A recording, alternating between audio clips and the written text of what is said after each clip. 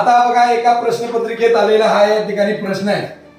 बघा प्रश्न काय आहे, 5 मीटर लांब व 4 मीटर रुंद सभागृहाला फरशी बसवायची आहे, त्यासाठी 25 सेमी बाजू असलेल्या किती चौरसाकृती फरशा लागतील, फरशा किती लागतील हे विचारलेलं आहे। मग फरशा म्हणजे काय आहे, तर हॉल जे आहे सभागृह आहे ते सभागृह आहे आयताकृती।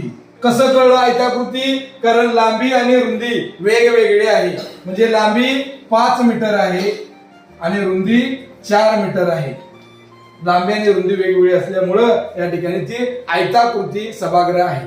या सभागृहाला काय करायचं आहेत या सभागृहात, आणि त्या पण किती, तर 25 सेमी बाजू असलेलं हे चौरसाकृती। 25 सेमी म्हटल्यानंतर एकच बाजू दिलेली आहे म्हणजे चौरसाकृती असणार आहे ती। मग आपल्याला काय किती फरशा लागणार आहेत ते काढण्यासाठी जागेचं क्षेत्रफळ पहिल्यांदा काढायला पाहिजे। मग जागेचं क्षेत्रफळ हे आयताकृती जागा आहे म्हणून आयताचं क्षेत्रफळ काढायचं। आयताचे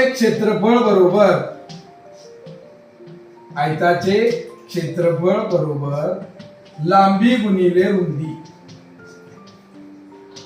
हे सूत्र आहे, लांबी गुणिले रुंदी।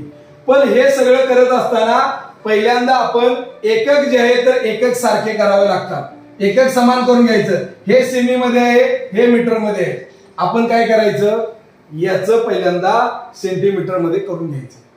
म्हणजे 5 मीटर म्हणजे किती सेंटीमीटर, 5 मीटर म्हणजे 500 सेंटीमीटर।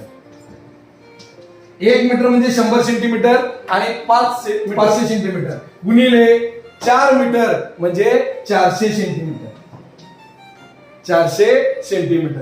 आता या ठिकाणी गुणाकार करा, 5 आणि 4 चा गुणाकार करा, 5 20 आणि हे 2 शून्य आणि हे 2 शून्य, हे 2 शून्य आणि हे 2 शून्य, एवढं चौरस सेंटीमीटर। हे काय झालं तर त्या आयताचं क्षेत्रफळ म्हणजे त्या जागेचं क्षेत्रफळ काढलं, म्हणजेच काय केलं जागेचं क्षेत्रफळ काढलं। आता काय करायचं आपल्याला फरशीचं पण क्षेत्रफळ काढायचं आहे। मग फरशी कसल्या आकाराची आहे, फरशीचे क्षेत्रफळ, फरशीचा आकार जो आहे तो आहे चौरसाकृती, कारण म्हटले बघा 25 सेमी बाजू असलेल्या चौरसाकृती म्हणजे बाजू। मग फरशीचं क्षेत्रफळ काढायचं ते चौरसाकृती आहे, चौरस म्हणजे चौरसाचे क्षेत्रफळ। आता इथं आपण या ठिकाणी एकक सारखा केलाय, आता इथं गरज नाही, इथं सेमी मध्येच आहे। आपण काय करायचं चौरसाचे क्षेत्रफळ काढायचं, सूत्र बाजूचा वर्ग, चौरसाचे क्षेत्रफळ बरोबर बाजूचा वर्ग। मग आता बाजू किती आहे तर 25 सेमी आहे म्हणून बाजूचा वर्ग केला, 25 चा वर्ग 725, 725 चौरस सेमी। मग एका फरशीचं आपल्याला क्षेत्रफळ मिळालं, जागेचं क्षेत्रफळ मिळालं। मग आता किती फरशा लागतील हे ज्यावेळी आपल्याला काढायचं आहे त्यावेळी आपण काय करायचं तर जागेचं क्षेत्रफळ भागिले फरशीचं क्षेत्रफळ जर केलं तर आपल्याला एकूण किती फरशा लागणार आहे ते आपल्याला लक्षात येणार आहे। मग जागेचं क्षेत्रफळ आहे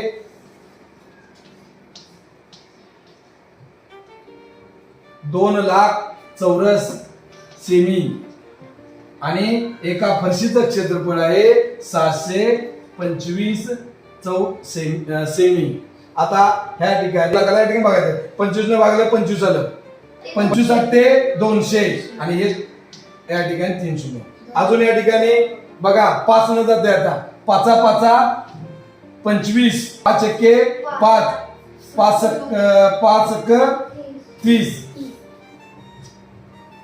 1600 आलं। पुन्हा या ठिकाणी याला 5 न जाते, 5 1 5, 5 3 15 आणि 1 राहिला म्हणजे 1 आणि 0 10, 5 दोन्ही 10 आणि हा 0, इथे 1 राहिलाय 320। म्हणजे एकूण फरशा आपल्याला किती लागणार आहेत तर 320 फरशा तिथं लागणार आहेत। तर अशा पद्धतीनं हे या ठिकाणी सोडवायचं आहे. ह्यात सर्वात महत्वाचं म्हणजे एकक समान करून घेणे. सुरुवातीलाच एकक सारखे करून घ्यावे. हे वाक्य फार महत्वाचं. जर का हा व्हिडिओ तुम्हाला आवडला असेल तर या व्हिडिओला लाईक करा, शेअर करा, सबस्क्राईब करा.